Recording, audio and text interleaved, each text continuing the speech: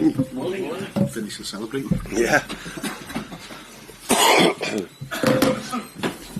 Alan, first couple. Yeah. Morning, Alan. Morning. Be interested to get your reaction from Wednesday night, if we could, please. Any further clarification for us on why the red card was issued? Are we able to understand how and why? Now, there's an ongoing process now, and I think I have to respect it. We have to respect that, so I can't go into details.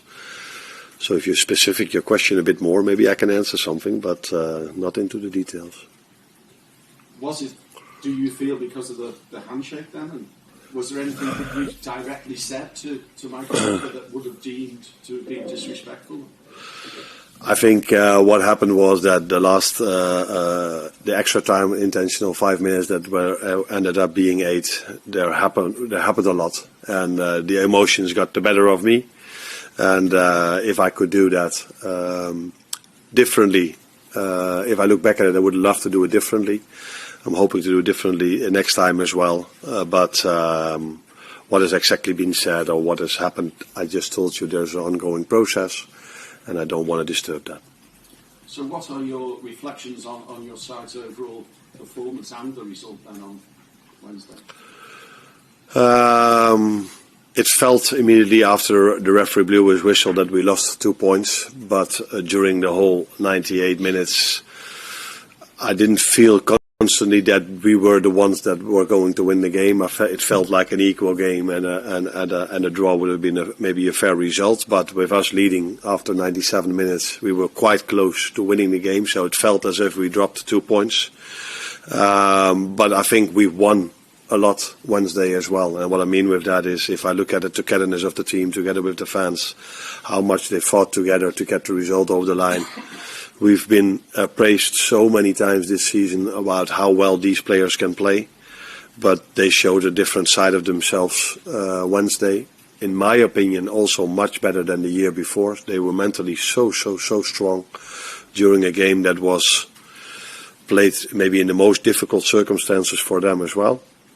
And to stay strong together, to fight so hard, to be mentally so strong, that gives me a lot of confidence for the upcoming 14 games. I already knew how well they can play, but the togetherness they showed during 98 minutes shows me that we are a very difficult team to beat. Well, given that there are going to be a lot of emotions and emotionally charged games in the title run-in now, are there learnings to take from Wednesday night? Like I just said, you mean from me or from the players? The players and the club as a whole. Yeah. I think the players, I just said, so I can give the same answer again. They really stood up in a positive way for me. So mentally being so strong in those circumstances.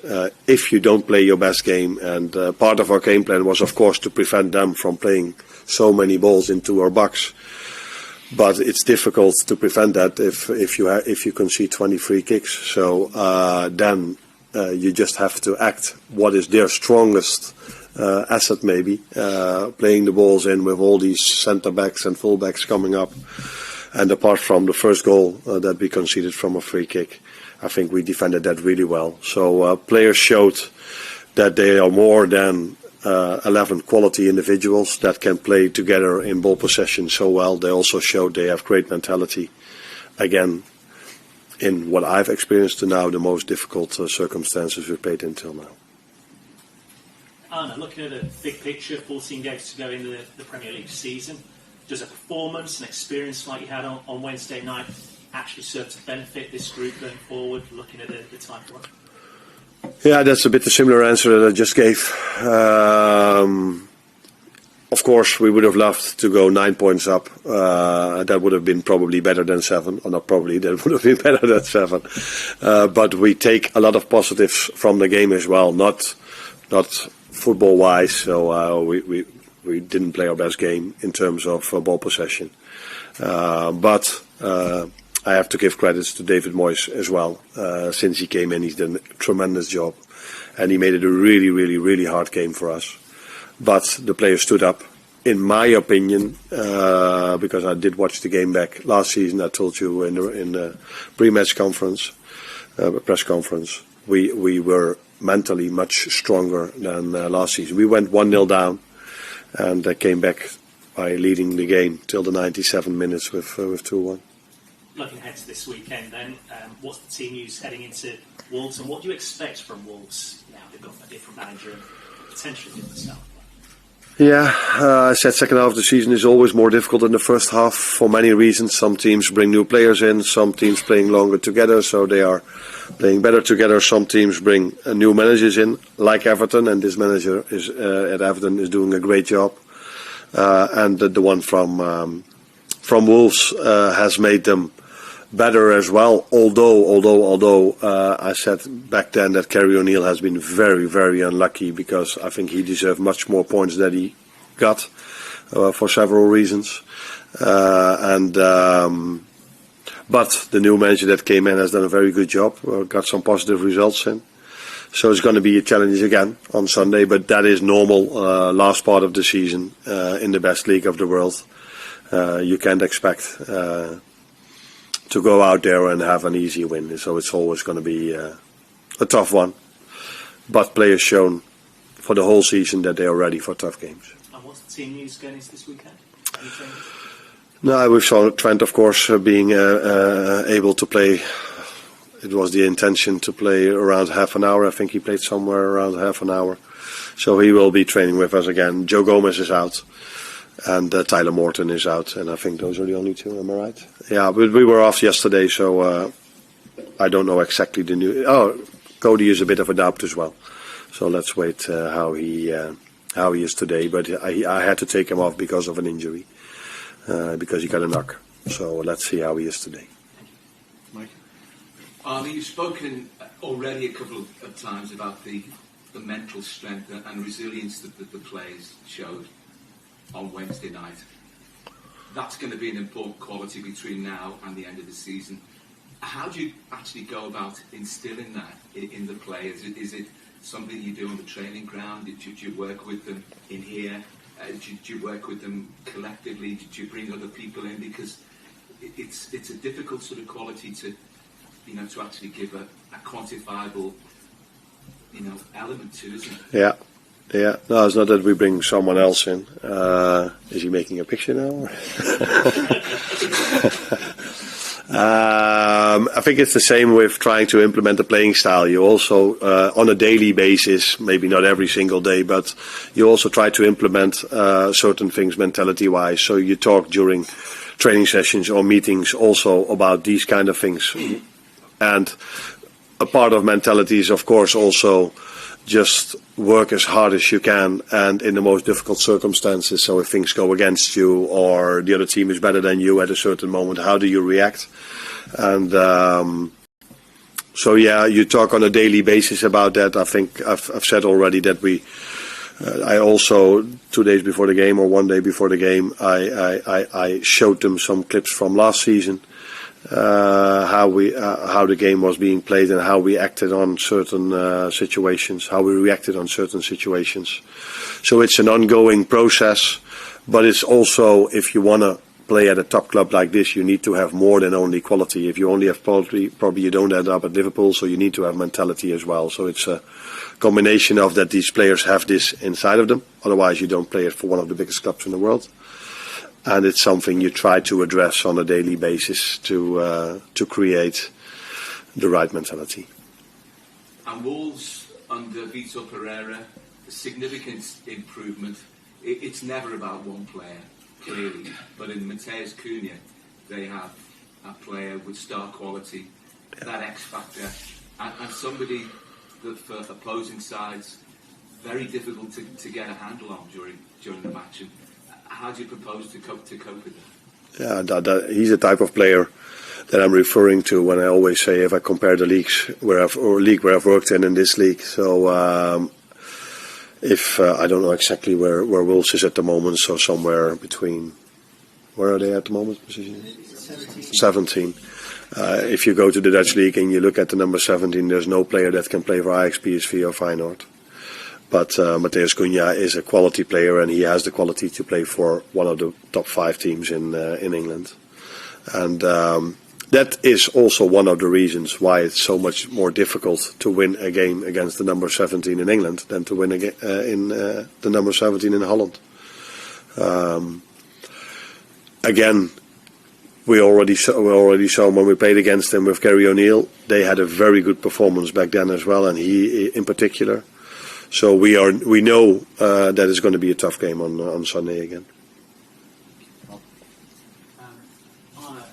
How likely would Curtis Jones have been to have started this game? Is it maybe a little bit of a shame that he gets a little bit of a hurdle and stumble in his possible momentum there? No, the good thing is that we play so many games. I think he got a second yellow, didn't he, if I'm correct? So that I assume that's the same in England as in Holland. That's only one game then, I assume. Yeah, so he's been out then for one game. And then next Wednesday is a game, and then Sunday again there is a game. So he comes back from an injury, so he missed already a few games. I was planning to start him against Plymouth. He wasn't completely recovered yet. I liked him a lot when he came in. Very good, half hour. I think it was the best part of our game after we made the substitutions. That was the only part of the game where I felt a bit of comfort and a bit of maybe this feels like a bit of control.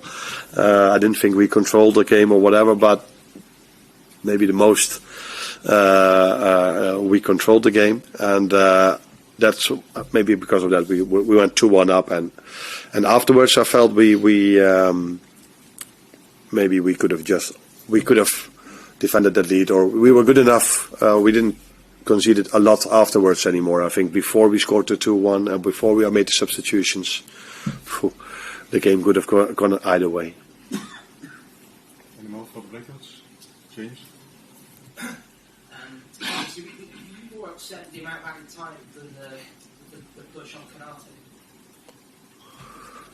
I just said that many things in extra time happened that led to me being quite emotional, and there was a VAR incident for 2 minutes where he checked. I thought maybe the only thing that could happen is that he looks back at the foul, and then all of a sudden I was happy, like, oh, maybe it's offside. And of course, then if after 10 minutes you hear their fans cheering, so you're like, okay, it wasn't offside. So many things happened in the end phase of in extra time.